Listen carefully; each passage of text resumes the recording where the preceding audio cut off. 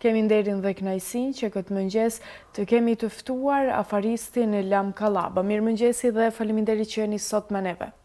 Mirëmëngjesi edhe për ju, edhe për të gjithë shikuesit të televizionit tuaj. Faleminderit për ftesën, kënaqësia ishte imja. Faleminderit edhe një herë që pranuat ftesën të jeni këtë mëngjes së bashku me neve dhe shikuesit e radio televizionit të UTA për të vijuar sot me temën. E dim që kohëve të fundit ka pasur mjaft bisedime që dita e diel do të jetë apo nuk do të jetë ditë pune për marketet dhe për juve si sipërmarrës. Pas vendimit të gjykatës kushtetuese të Malit të Zi që është shpalli të papajtueshme me kushtetutin ndalimin e punës të dieleve, si e përjetuat ju si afarist dhe si pronar i marketeve? Për gjërat të cilat nuk mund të ndikosh edhe nuk bën që preokupohesh të ndikohesh shumë, por është një e vërtetë e madhe e cila qëndron besoj që të dielën e kaluar, do të thotë edhe për faktin të gjithë e kanë pas të lejuar të punojnë, askush nuk ka punuar. Arsyeja është, mendoj unë, që është kriju një pakt i qetë, një marrëveshje e pa shkruar, por e marrur në vesh që edhe punëtorët duhet të pushojnë të dielën, edhe pjesa tjetër e javës të jetë ajo e punës. Kështu që është kriju vetëm një 5 vjeçar, që 5 vjeçarin e kaluam dhe unë besoj që është krejt normal dhe besoj që e diela e kaluar ka treguar tamam atë realitetin, pa marrë parasysh se çka thot ligji apo çka thot qeveria apo ky apo ai, edhe punëtorët kanë nevojë të pushojnë, por edhe besoj që është e mjaftueshme pjesa tjetër e javës që të punohet. Tani që kuvendi i Malit të Zi ka rikthyen të dielën si ditë jo pune për tregtin, a mendoni se ligji i ri i adreson mangësitë kushtetuese që u theksuan nga gjykata?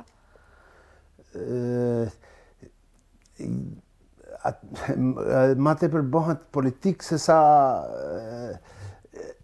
një marrëveshje ndoshta po. Një marrëveshje apo një realitet sepse edhe një herë kthehem, le t'i lejmë anash gjitha politikat, sepse është folën në parlament gjithë ditën edhe gjithë kanë folur për drejtat e punëtorëve, ata nuk e kanë hallin e punëtorëve sa kanë hallin e votave, sepse aty janë votat më të mëdha. Por është një vërtetë e madhe që sinqerisht edhe punëtorët edhe gjithë ato bashkëpunëtorët tanë që punojnë kanë nevojë për një ditë pushim. Domethënë është prej gjithë asaj që kam dëgjuar dje në parlament, ma interesant është letra e asaj punëtores tregtisë që thot 15 vite kam punuar dhe s'kam pas ditë të lirë, që është shumë e vërtetë. Tash 5 vitet e fundit ka ardhur edhe dikush dën tash me automatizëm përsëri me hjek. Ndrojnë kushtet në treg, ndrojnë kërkesa dhe oferta, sepse unë jam tash 30 vjet rrapsh, që është 96-ën. Kam vepru edhe punu, kam punu edhe vetë si punëtor në fillim, kam vepru edhe punu edhe kur s'ka qenë dita lirë, me gjithë që ne kemi gjithmonë një ditë në javë, kemi dhanë mirë, po, është shumë ma rehat edhe për mu si punëdhënës, që tjetë një ditë e diel që gjithë punëtorët ta kenë caktume, që është një ditë pushimit. Tash, unë jam edhe në këtë pjesën tjetër me pompa, që janë objektet rëndësisë veçantë, ku punohet, edhe këta punëtore që punojnë në marketin në pompa, dhe këta kanë një ditë lirë, po jo dielën, po një ditë tjetër. Dhe me thënë, besoj që është shumë ma rahat me pjesën komplet tjetër që e kanë caktuar, gjithë pushojnë dielën edhe një tjetër fenomen që në fillim ka qenë eufori, shumë dielën, shumë ka pas punë, tash të gjithë kanë marrë vesh që pak a shumë nuk punohet, edhe është normale. Besoj që edhe diela edhe në pompa është normale, tash nuk është aja diela dikurshme që ka qenë euforike, që shumë kallabllëk, shumë punë, tash është krejt normale. Mendoni që kjo gjë është në rregull edhe për sezonin turistik? Do të ishte ndoshta më mirë që të punohet të dielën, sidomos në sezonin turistik? Kur e shikoj prej këndit tim, po, sepse ne jemi qytet turistik edhe ne shërbejmë. bile një 2 mujorësh, bile një 2 mujorësh, 3 mujorësh, qeshor korrik gusht, ishte nevojshme për arsye se ne jemi qytet që ofrojmë shërbime dhe turistët, klientët duhen të jenë sa më të kënaqur. Mirë, po përsëri them për gjërat cilat nuk mund ndikosh, nuk s'mund të ndryshosh. Unë jam shumë i vogël për mi ndryshu, pse dikush tjetër i bën politika, dikush tjetër i bën.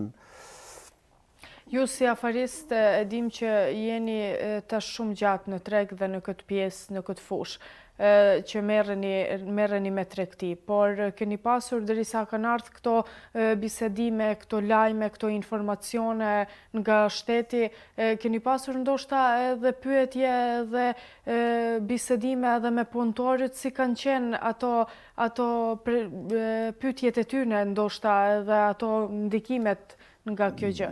Ja, krejt normale, secili pozitën e vet, krejt në rregull, krejt është okay, krejt është pa probleme. Si mund ta theksoni edhe ta cekni si ka qenë kjo periudhë për juve dhe si afarist dhe nëse mund të bëni një krahasim? Diçka duhet ta cekim edhe ta promovojmë që bashkëpunëtorët e mi, unë dhe bashkëpunëtorët e mi punojmë në një platformë, e cila është firma, cilën tash 30 vjet është kriju. Mirë, po na jena marrë vesh që ata duhet punojnë për një rrogë, napin atë që ata e japin, edhe unë njësoj jap atë çka unë jap. Edhe firma jeme nuk është e imja, por është e gjithë ne, beso, unë ashtu a shikoj, edhe gjithë duhen të jenë të kënaqur. Domethënë kanë ndryshuar kushtet, nuk është si dikur, domethënë secili nep atë çka mundet, është ekonomi të tregut, secili ka drejt me kërku më tepër. Bile unë mendoj që na në Ulqin jena me fat që ende kemi punëtor vendas pjesën dërmuese. Se duke ulltu, duke shëtit për shembull në Kroaci, Sloveni, beso që atje është një punëtor i vendas, një 3 janë të huj. Atash krejt kohën duhet me i mësu, duhet me i eduku për me punu, se cili vend punët e ka karakteristikat e veta, me i eduku me punu, me i mësu gjuhën, me i mësu shërbimin, s'është as pak e lehtë. Bile unë prep tham jena këtu, jena me fat që pjesa dërmuese ende është vendas.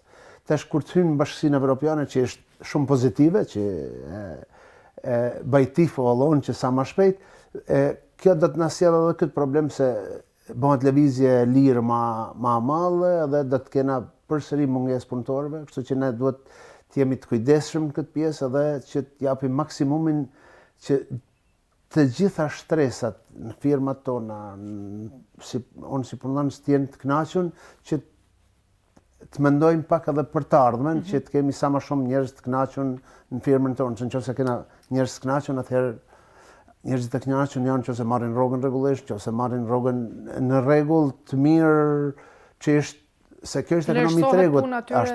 Ashtu. Keni filluar ndoshta si filloni të bëheni gati edhe për sezonin turistik, që një sezon të jetë edhe më i mirë se ai që kemi lënë pas për juve, por edhe për punëtorët? Po, thënë drejtën, unë tash në këtë moment janë 78 punëtorë, maksimumi mu edhe një 10 punëtorë, nuk nduan hiç më tepër. Krejt me këtë strukturë e mbaj, nuk është lehtë, se tash është dimën, Ulqini është e dim gjithsesi është ndimën shumë vështirë, mirë, po kjo është ajo sakrifica ime që duhet ta bëj që të gjithë të mbeten në marrëdhënie pune, që mos largohet kërkush, që ta kenë sezonin më të lehtë. Unë besoj që kjo është edhe sekreti, formula që hajde të punojmë gjithë edhe bashkëpunëtorët e mi kanë nevojë që me pas një rrogë stabile krejt kohën. Jo të punojnë 4 muaj ose 6 muaj, 6 muaj të rrinë të shtëpia, por punojnë krejt kohën edhe ta ndajmë edhe atë pjesë fitimit, ta ndajmë gjithë së bashku. Ajo është e rëndësishme. Unë ju falenderoj që ishit pjesë e emisionit të mëngjesit Ditë e Re, ku bashkë biseduam pak a shumë për këto të fundit, sa i përket edhe në tregti. Faleminderit edhe një herë. Faleminderit për ftesën, ju uroj një ditë të mbarë gjithë ju edhe shikuesve tuaj.